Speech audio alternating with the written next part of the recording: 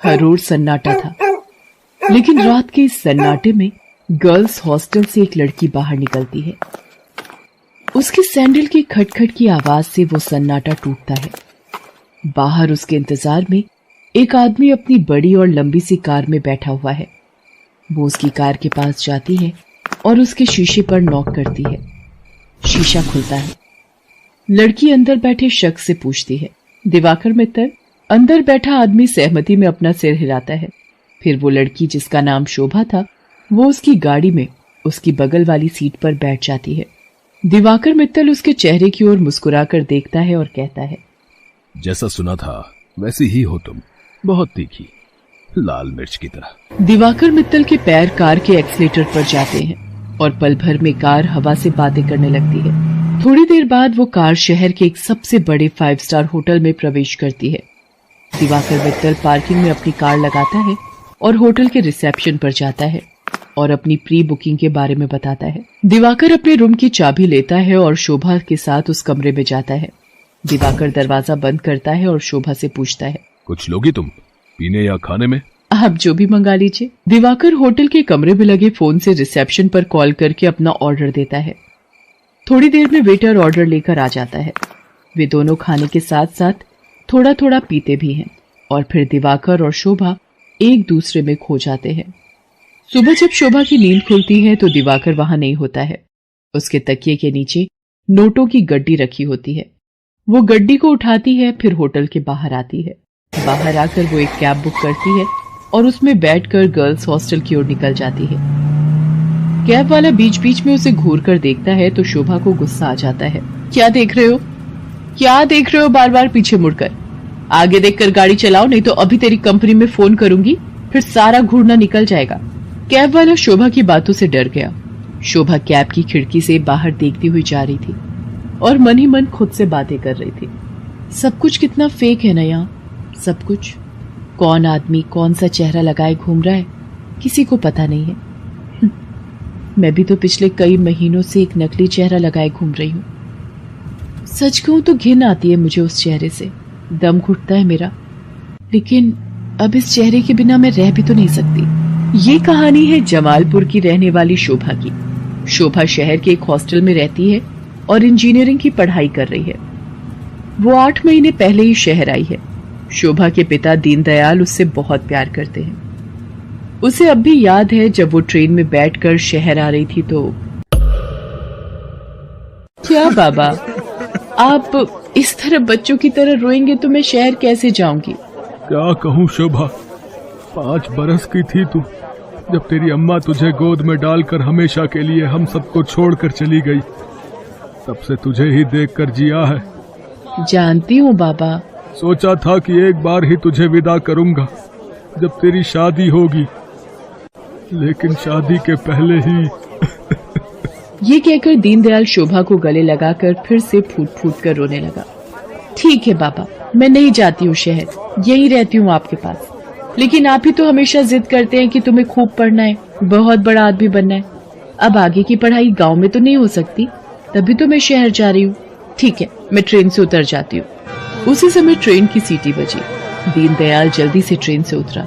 Train ने कुछ ही देर में रफ्तार पकड़ ली। शोभा ट्रेन से आगे निकलती गई और दीनदयाल पीछे छूटता गया। शहर में शोभा गर्ल्स हॉस्टल में रहने लगी और अपनी पढ़ाई करने लगी। उसकी रूम पार्टनर थी रेखा। रेखा का बैकग्राउंड भी शोभा की तरह ही था। उसके पिता नहीं थे। उसकी माँ दूसरों के खेतों में काम करती थी।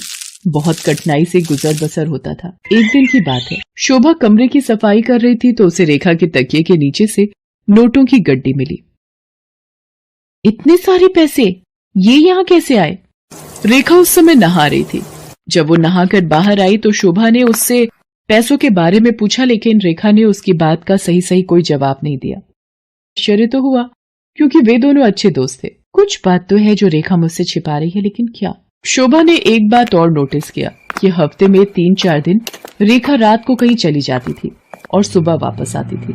उसने इस बारे में भी रेखा से पूछा तो तू भी बिना मतलब जासूसी करती रहती है, तू अपने काम से काम रखना। मैं कहाँ जाती हूँ, क्यों जाती हूँ, हर चीज का हिसाब देना जरूरी है क्या?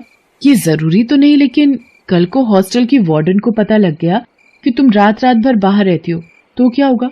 तुझे पता है ना वो कितने स्ट्रिक्ट हैं। तो उसकी फिक्र मत कर, मैं संभाल लूंगी उन्हें। धीरे धीरे शोभा ने रेखा की लाइफस्टाइल में बहुत तब्दीली देखी। वो महंगे से महंगे कपड़े और जूते खरीदती, लेटेस्ट मोबाइल फोन रखती, उसका जब जो मन करता वो करती।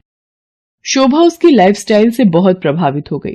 शोभा ने बचपन से अब तक गरीबी ही देखी थी, इसलिए उसका भी मन करता कि वो भी नए कपड़े खरीदे, महंगे मोबाइल रखे, उसका जो मन करे वो कर सके।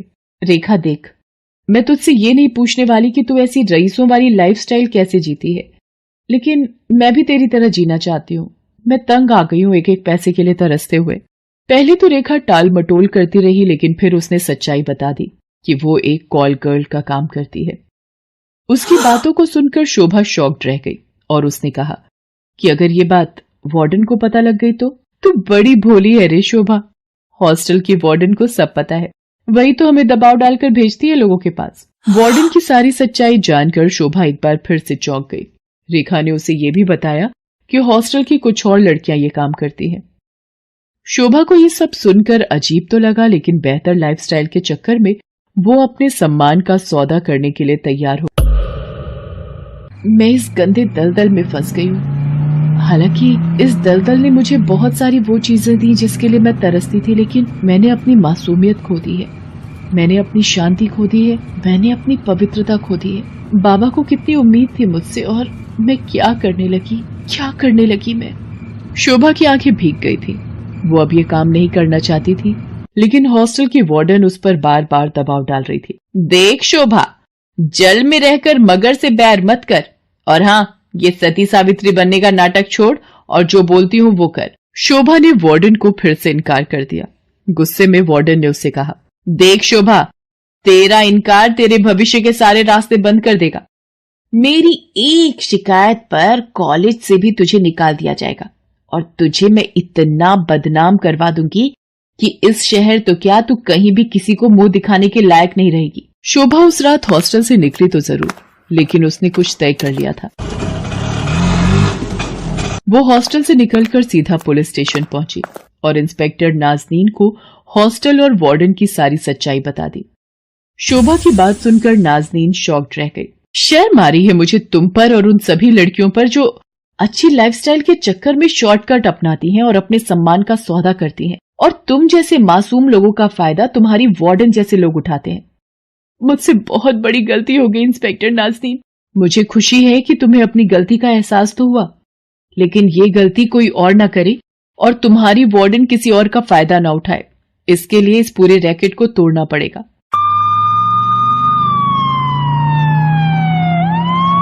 इंस्पेक्टर नाज़नीन ने वार्डन को गिरफ्तार कर लिया और उसे जेल भेज दिया। जिस वार्डन पर लड़कियों की सुरक्षा की जिम्मेदारी थी, वो उनका सौदा करने लगी थी।